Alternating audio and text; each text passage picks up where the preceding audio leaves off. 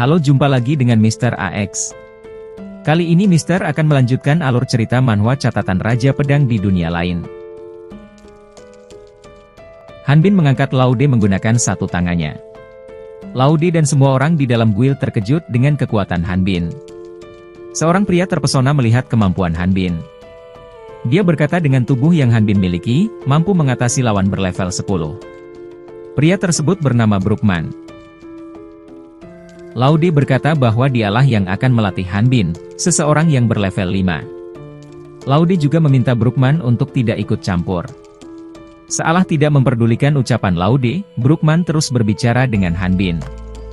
Brookman berkata kepada Hanbin, "Jika ingin bertarung tidak masalah, tapi jika menghancurkan guild, semua anggota guild akan melawannya." Hanbin kemudian segera menurunkan pedangnya. Dia berkata bahwa dia tidak ingin melawan siapapun di guild.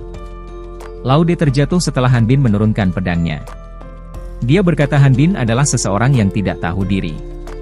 Selain dirinya tidak akan ada orang yang mau menerima seseorang berlevel 5. Laude juga berkata bahwa Hanbin tidak bisa melakukan apapun dengan level 5-nya. Di dalam hati, Hanbin menyadari bahwa ucapan Laude benar. Saat ini Hanbin sudah menggunakan sebagian besar uangnya hanya untuk mendaftar. Selain itu Hanbin juga tidak bisa melakukan apapun karena levelnya yang rendah. Hanbin merenung apa yang harus dilakukannya. Brookman berkata bahwa Hanbin tidak perlu khawatir. Karena menaikkan level dengan tubuhnya saat ini akan menjadi hal yang mudah. Kebetulan Brookman juga sedang mencari seseorang yang memiliki tubuh berotot seperti milik Hanbin. Kemudian Brookman menawarkan Hanbin untuk bergabung dengan kelompoknya. Brookman juga berkata kepada Hanbin bahwa pengalaman Hanbin sangatlah kurang, itulah sebabnya Hanbin masih berlevel 5. Brookman adalah manusia yang berlevel 25 dan memiliki job swordsman. Melihat level Brookman, Hanbin berpikir level bapak-bapak ini cukup tinggi. Selain itu, karena dirinya berasal dari dunia lain, menaikkan level akan cukup mudah baginya. Karena hal tersebut, Hanbin memutuskan bergabung dengan kelompok ini untuk waktu yang lama. Semua anggota kelompok menerima kehadiran Hanbin. Hanbin berterima kasih karena mereka sudah mau menerimanya. Kota Onpros berkembang karena keberadaan dungeon dan para monster. Bisnis dan perdagangan terjadi berkat pemburu dan monster. Sehingga kota bisa memanfaatkan bagian monster yang dibawa pemburu untuk menghasilkan sebuah produk. Terdapat dua lokasi utama untuk berburu di Onpros. Yang pertama adalah Dungeon Event Plains.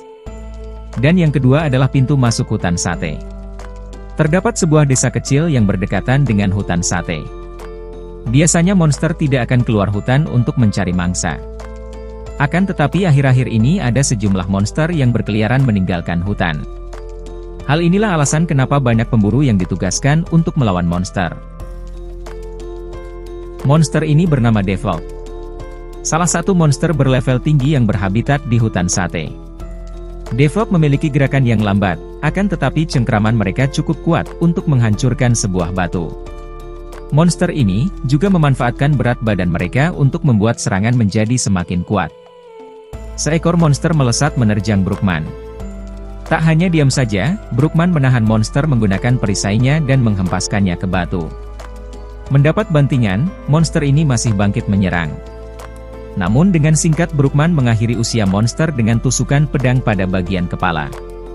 Devilk adalah monster yang berkelompok. Serangan dari monster lainnya segera datang. Brookman yang berperan sebagai tank dan ahli pedang terkuat dalam kelompok mendapatkan sergapan dari depan dan belakang. Setelah menahan serangan dari depan, Brookman segera menahan monster di belakangnya. Tiba-tiba sebuah tombak menancap membunuh monster Devilk. Itu adalah serangan dari Ember. Anggota kelompok pengguna tombak sekaligus pemilik serangan terkuat dalam kelompok. Ember berkata kepada Brookman untuk segera pensiun, karena hampir terdorong oleh serangan Devilk. Brookman menanggapi ucapan Ember bahwa itu terdengar menyenangkan. Serangan Devilk ternyata mampu melukai lengan Brookman. Ember meminta Brookman segera merawat lukanya. Namun Brookman berkata bahwa lukanya bukanlah masalah yang serius. Sehingga Ember tidak perlu khawatir padanya. Kemudian luka Brookman terlihat mulai sembuh. Ternyata itu adalah ulah Ropal yang telah menyembuhkan luka Brookman. Ropal adalah adik perempuan Brookman sekaligus penyembuh dalam kelompok. Setelah sembuh, Brookman berkata bahwa dia bisa bertahan sepanjang hari. Diikuti Amber berkata, "Dasar idiot, yang penting jangan sampai mati." Monster tiba-tiba muncul di belakang Ropal. Namun serangan api membunuh monster tersebut. Ternyata itu adalah serangan Hubert. Hubert adalah penyihir berlevel 18 yang berperan mendukung kelompok dari paling belakang. Inilah kelompok nomor 1, tim yang memiliki koordinasi paling seimbang. Tidak hanya fokus pada serangan saja namun juga pertahanan yang solid. Kelompok ini juga dikenal sebagai tim paling bisa diandalkan di Guild on Pros. Tidak ada tim yang lebih baik. Itulah sebabnya Han Bin hanya bertugas membawa perlengkapan dan berlindung dari serangan monster. Namun Han Bin merasa bosan, tubuhnya gatal ingin bertarung. Saat ini Han Bin ditinggalkan dari pertarungan utama karena levelnya yang terlalu rendah. Mereka berjanji akan menyisakan monster yang paling lemah untuk Han Bin habisi. Namun meskipun Han Bin tidak ikut bertarung, mereka tetap membagi keuntungan untuknya. Semuanya baik-baik saja, tetapi masalah mulai muncul. Melihat dirinya berlindung seorang diri membuat para monster mengincarnya.